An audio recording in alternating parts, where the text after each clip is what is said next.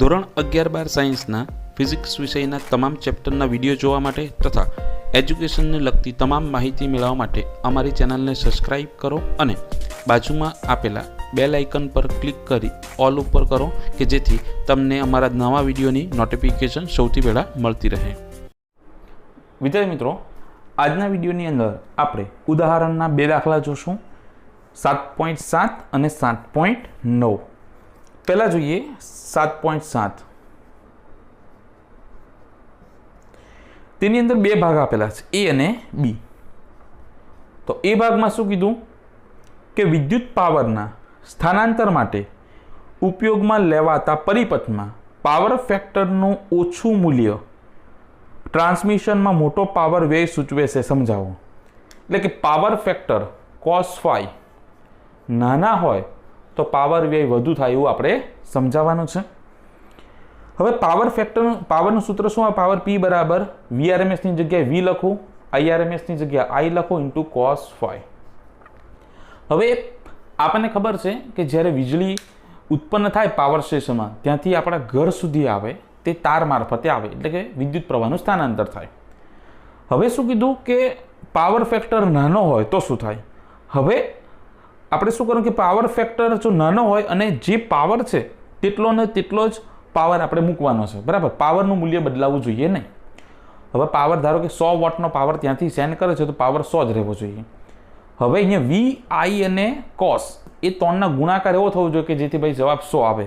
તો અહીંયા power factor તો ઓછો છે અને જો તમારે વોલ્ટેજ બદલવો નથી કે ભાઈ વોલ્ટેજ પણ જેટલા છે તેટલા ને તેટલા છે, વોલ્ટેજ બદલવાનો નથી, તો cos phi નાનો થઈ જાય તો મારે શું કરવું પડે? પ્રવાહ વધારવો પડે.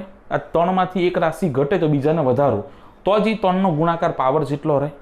એટલે જેવો પાવર ફેક્ટર ઓછો થાય તો મારે પ્રવાહ વધારવો પડે, કેમ કે પાવર તો બદલવાનો નથી અને વોલ્ટેજ બદલવાનો નથી. પ્રવાહ વધારું તો શું થાય? હવે ઉષ્મા ઉર્જા સ્વરૂપે વ્યય થતો પાવરનું સૂત્ર અથવા તો ઉષ્મા ઉર્જા સ્વરૂપે વ્યય થતો પાવર P બરાબર V ઇન્ટુ I, એના પરથી P બરાબર V ઇન્ટુ I અને V બરાબર ઓહમના નિયમ પ્રમાણે I ઇન્ટુ R એ સૂત્ર મૂકું તો I R Vની જગ્યાએ અને આ I તો I ઇન્ટુ I શું થાય? I square into R. તો ઉષ્મા ઉર્જા સ્વરૂપે વ્યય થતો પાવરનું સૂત્ર.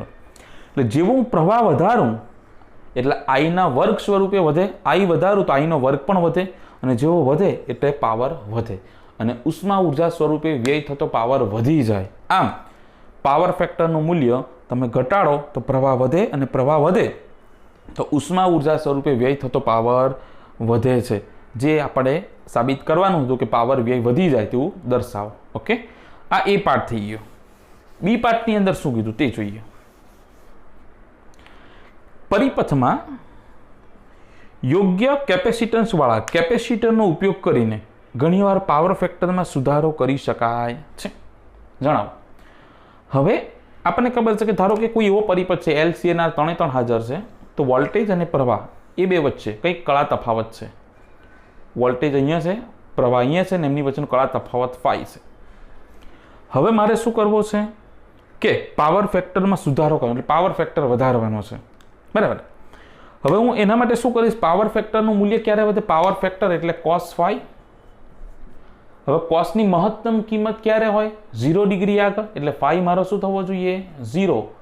તો પાવર ફેક્ટર મહત્તમ બને, એટલે આ મારે કળા તફાવત 0 કરવાનો છે.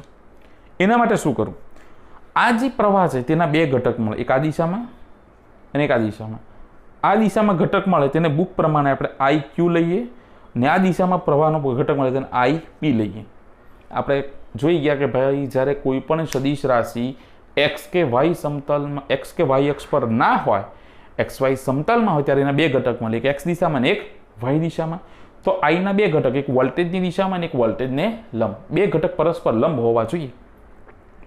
હવે હું V અને IQ પર કોન્સન્ટ્રેટ કરું, V અને IQ, તો આના પરથી એવું કહેવાય આ કયા માત્ર ઇન્ડક્ટર ધરાવતો પરિપથ કે જેમાં વોલ્ટેજ અને પ્રવાહ વચ્ચેનો કળા તફાવત +π/2 હોય, એટલે વોલ્ટેજ આગળ હોય અને પ્રવાહ પાછળ હોય.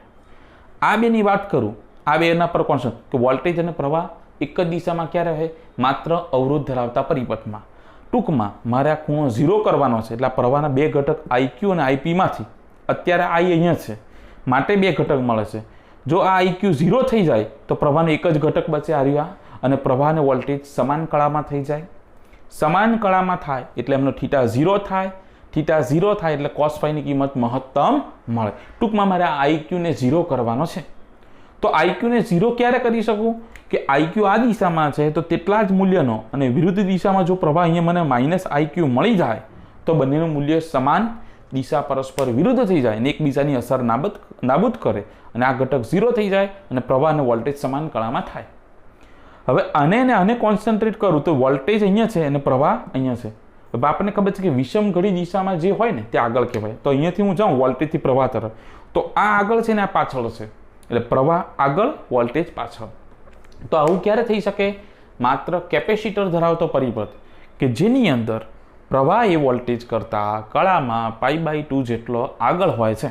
માટે જો હું પરિપથની અંદર કેપેસિટરનો ઉપયોગ કરું સમાંતરમાં તો કેપેસિટર શું કરશે? વોલ્ટેજ કરતાં આગળ પ્રવાહ ઉત્પન્ન કરશે. એ પ્રવાહનું મૂલ્ય આ પ્રવાહના મૂલ્ય જેટલું થઈ જાય, બંનેનું મૂલ્ય સમાન દિશા એટલે આ બંને એકબીજાની અસર નાબૂદ કરશે એટલે કેન્સલ થઈ જશે અને આ પ્રવાહનો એક જ ઘટક મળે અહીંયા એટલે આખો પ્રવાહ ક્યાં જશે? ઉપર. બંને વચ્ચેનો કળા તફાવત 0 થશે અને phi 0 થાય એટલે કોસની મહત્તમ કિંમત મળે. આમ પાવર ફેક્ટર કેવો થશે? મહત્તમ થશે. ઓકે, એવી આશા રાખું કે તમને ખ્યાલ આવી ગયો હશે. નેક્સ્ટ પર જઈએ 7.9. હવે એ ઇમ્પોર્ટન્ટ દાખલો છે, ધ્યાન આપજો. 7.7 એટલું મહત્વનું નહોતું. ચાલો, હવે એની અંદર શું કીધું કે ભાઈ ઉપરના દાખલામાં ધારો કે ઉપરનો દાખલો એટલે એની આગળનો દાખલો ઉદાહરણ 7.8 તેનો ઉપરનો ડેટા લેવાનો છે. તેમાં ડેટા એવો હતો કે ભાઈ વોલ્ટેજની મહત્તમ કિંમત 283 વોલ્ટ. એક્ઝામમાં તમને આવું આપેલું હશે, બરાબર? એવું નહીં કીધું હશે કે ભાઈ ઉપરનો દાખલો. ત્યાર પછી આવૃત્તિ હતી 50 હર્ટ્ઝ. આવૃત્તિને અહીંયા હું F વડે દર્શાવીશ. ત્યાર પછી અવરોધ R નું મૂલ્ય 3 ઓહ્મ તથા L બરાબર 25.48 મિલી હેનરી અને C બરાબર 796 માઇક્રોફેરાડે. આટલો બધો ડેટા આગળના દાખલા પરથી લેવાનો છે. પછી શું કીધું? એની અંદર A અને B બે ભાગ છે. અનુનાદની સ્થિતિએ સ્ત્રોતની આવૃત્તિ કેટલી હશે? અનુનાદ આવૃત્તિ શોધવાની છે, F0. હવે આપણને ખબર છે કે ભાઈ અનુનાદ આવૃત્તિનું સૂત્ર શું આવે? F0 બરાબર 1/2π √L × C. તો 1/2π L ની કિંમત 25.48 મિલી હેનરી એટલે 10⁻³ ઘાત. C ની કિંમત 796 માઇક્રોફેરાડ એટલે 10⁻6 ઘાત. ઓકે, ચલો હવે શું કરીએ? આપણે ગુણાકાર કરશું આ બંનેનો. તો 25.48 ગુણ્યા 796 તો એ મારો આન્સર આવશે. પહેલાં હું આગળ 2 ગુણ્યા પાઈની કિંમત 3.14 ને અહીંયા 20, 28, 2, 0, 8 આવો આન્સર આવશે. ગુણ્યા 10⁻6 ને 3 -9 ઘાત. બરાબર? હવે વર્ગમૂળ કાઢવું હોય તો તમારે 2 કી ઘાત હોવી જોઈએ તો જ વર્ગમૂળ નીકળે. અડધી ઘાત થવી જોઈએ. તો -9 ઘાત છે તેને મારે -8 કરવી હોય તો શું કરવું પડે? 1 પોઈન્ટ ખસાડવો પડે. એટલે અહીંયા શું કરીશ? 2.208 કરી દઉં. 1 પોઈન્ટ આગળ ખસાડી દીધું. અહીંયા શું થઈ જશે? -8 ઘાત. હવે આનું હું વર્ગમૂળ લઉં એટલે આના ભાગ્યા 10 કરી નાખું અને પછી એનું વર્ગમૂળ લઈશ. એનું વર્ગમૂળ આવશે 45 પોઈન્ટ સમથિંગ આવે છે, બરાબર? 2028.208 એના ગુણ્યા 2 ગુણ્યા 3.14 તે આન્સર આવશે 1/282.82 ગુણ્યા -8 ઘાતના અડધા કરો એટલે -4 ઘાત. એ -4 ઘાત ઉપર જાય એટલે +4 ઘાત થશે એટલે 10,000. તો ઉપર 10,000 ભાગ્યા 282.82 તે આન્સર આવશે 35.35 અને પાછો 8 છે એટલે એક આગળ જાય એટલે નિયરલી ઇક્વલ ટુ 35.36 હર્ટ્ઝ. બુકના આન્સરની અંદર વેરિએશન હોઈ શકે, બરાબર? પણ 35 પોઈન્ટ સમથિંગ તમારો કંઈક આન્સર આવવો જોઈએ. ઓકે, ચલો આ થઈ ગયું આપણું અનુનાદ આવૃત્તિ. બીજા કિસ્સામાં શું કીધું? અનુનાદની સ્થિતિએ ઇમ્પિડન્સ Z શોધો. Impedance Z. હવે આપણને ખબર છે કે અનુનાદ વખતે ઇમ્પિડન્સ ઝેડનું મૂલ્ય અવરોધ આર જેટલું થાય, એટલે ઝેડ બરાબર આર થઈ જાય ને આર બરાબર કેટલા 3 ઓહ્મ મને આપેલા છે, એટલે મારું ઝેડ શું થઈ ગયું 3. ત્યાર પછી પ્રવાહ અને વ્યય થતા પાવરની ગણતરી કરો. પ્રવાહ એટલે IRMS શોધવાનું છે, તો IRMS is equal to VRMS by Z. હવે અહીંયા 2 જ લખાઈ ગયા છે, આપણે ઝેડ આવશે. હવે VRMS ઇઝ ઇક્વલ ટુ શું થાય, VM બાય √2 ઇન્ટુ ઝેડ. હવે કિંમત મૂકું, VM મને 283 આપેલા છે, અહીંયા √2 અને ઝેડની કિંમત કેટલી 3. ચલો 3નું વર્ગમૂળ કાઢો એટલે 1.41, 2નું વર્ગમૂળ એટલે 1.41 આવશે, તો અહીંયા 283 ભાગ્યા 1.41 ભાગ્યા 3, તે આન્સર આવશે 66.9 સમથિંગ, 66.9 એમ્પિયર. જવાબની અંદર કંઈક વેરિએશન હોઈ શકે, 66 પછી પોઈન્ટમાં કંઈક પણ હશે, બરાબર. 66.9 એમ્પિયર IRMS આવે છે. ત્યાર પછી અનુનાદની સ્થિતિ પાવર વ્યય, તો પાવરનું સૂત્ર આપણે આગળ જોઈ ગયા, પાવર P બરાબર I² ઇન્ટુ R થાય. પાવર P બરાબર V ઇન્ટુ I, એટલે કે VRMS ઇન્ટુ IRMS, એના પરથી પણ શોધી શકો, અને I² ઇન્ટુ I એના પરથી પણ તમે શોધી શકો. અથવા ચાલો આપણને સૂત્ર નથી યાદ તો VRMS ઇન્ટુ IRMS, કારણ કે અનુનાદ વખતે cos phi તો કેવા થઈ જાય 1, તો VRMS ઇન્ટુ IRMS. VRMS એટલે VM બાય √2 ને IRMS તો મેં શોધેલા જ છે. ચાલો VRMS કેટલા, VM 283, √2 એટલે 1.41, IRMS ની કિંમત 66.9, એટલે 66.9 ગુણ્યા 66.9 ગુણ્યા 283 ભાગ્યા 1.41, એટલે આન્સર આવશે 13,427 સમથિંગ, 13,427.44, 13,427.44.